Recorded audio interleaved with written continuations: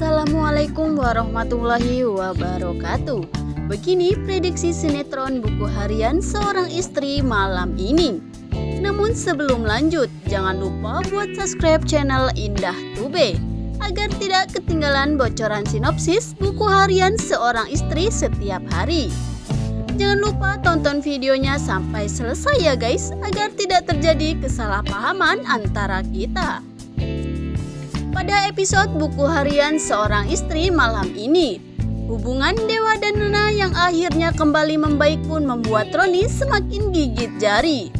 Karena usaha Roni untuk membuat rumah tangga Dewa dan Nana hancur pun gagal total. Karena pada malam ini Dewa dan Nana bakal tampil mesra di depan Roni dan Livia. Meskipun sebelumnya Roni dan Livia berharap jika mereka sedang bertengkar karena Nana dan Fajar yang sebelumnya telah berpelukan. Di sisi lain Dewa sangat bahagia karena ternyata masalah sebelumnya adalah salah paham. Sehingga Dewa dan Nana pun memutuskan untuk saling meminta maaf satu sama lain. Pada malam ini Nenek Ratu yang sebelumnya dirawat di rumah sakit pun bakal segera sembuh. Dan dokter pun mengizinkan Nenek Ratu untuk pulang ke rumah.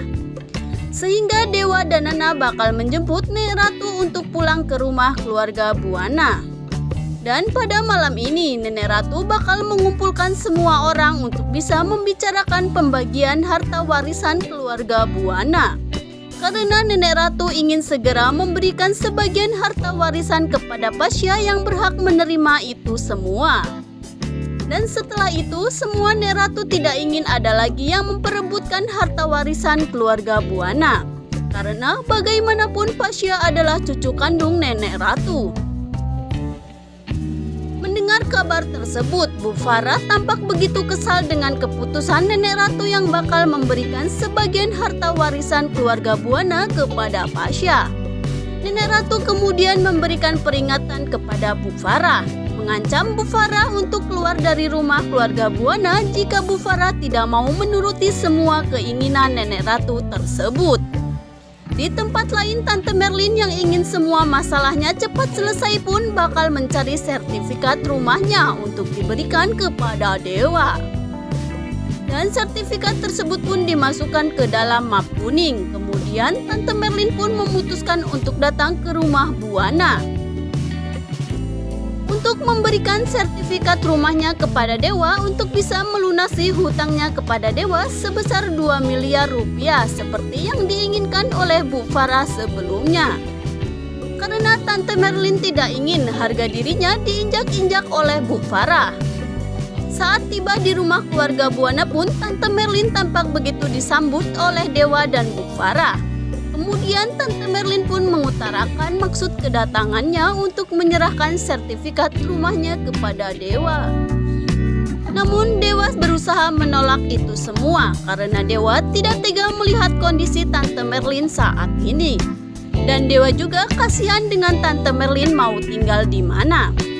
Tapi tiba-tiba Bu Farah pun bilang kepada Dewa untuk menerima sertifikat tersebut. Dewa pun merasa bingung harus bagaimana. Kemudian Nenek Ratu yang saat itu melihat kedatangan Tante Merlin pun kaget mendengar percakapan Dewa, Tante Merlin dan juga Bu Farah. Ratu tidak menyangka jika Tante Merlin mengembalikan uang 2 miliar miliknya. Namun siapa sangka jika ternyata Dewa menggunakan uang pribadinya untuk memberikan uang 2 miliar kepada Tante Merlin untuk melunasi hutang Lia di notaris Pak Arman. Kemudian Nenek Ratu berusaha menghampiri mereka dan meminta penjelasan kepada mereka semua. Hingga akhirnya Nenek Ratu pun meminta Dewa untuk tidak menerima sertifikat rumah milik Tante Merlin. Nenek Ratu pun bilang kepada Tante Merlin jika dirinya bakal mengganti uang 2 miliar yang diberikan Dewa untuknya dan meminta permasalahan tersebut sudah selesai. Sehingga tidak perlu diungkit kembali. Bu Farah pun tampak jengkel namun tidak bisa berbuat apa-apa lagi karena itu sudah keputusan Nenek Ratu.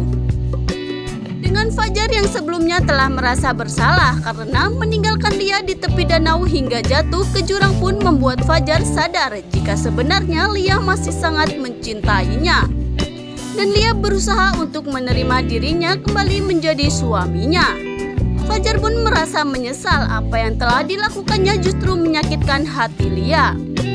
Karena sebelumnya Fajar tidak memberikan kesempatan Lia untuk memberikan penjelasan kepadanya.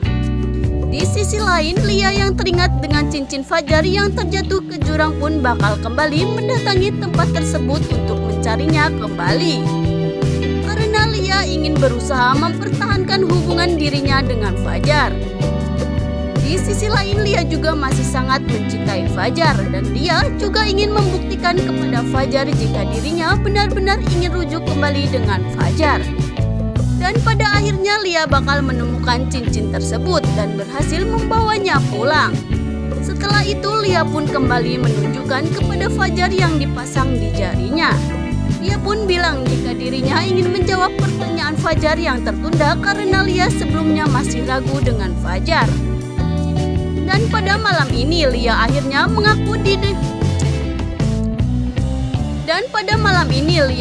mengaku di depan Fajar jika dirinya ingin